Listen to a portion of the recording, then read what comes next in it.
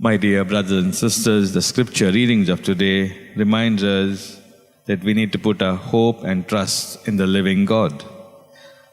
A young priest was sent to a remote village as a missionary, and he worked there for years together, almost till he got very old.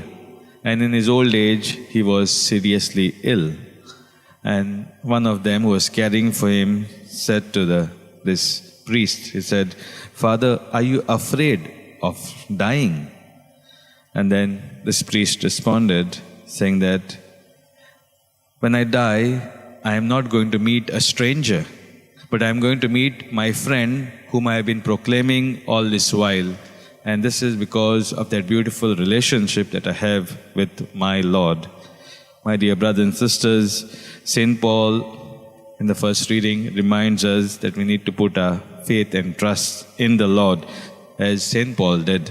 Yes, he had his own shares of struggles, but he knew that the Lord is also journeying with him in this very struggle and was able to carry forward this message of love and mercy and forgiveness in his own way of going about, in his words, in his action.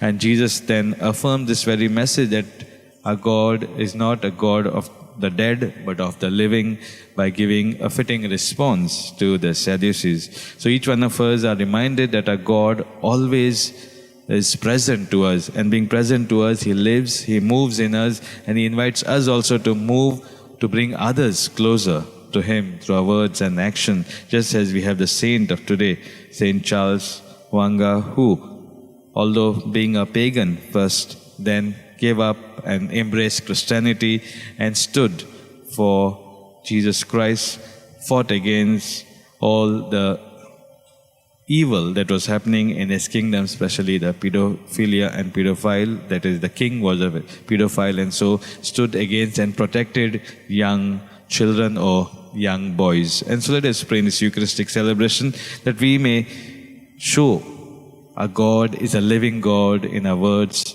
and in our actions. Amen.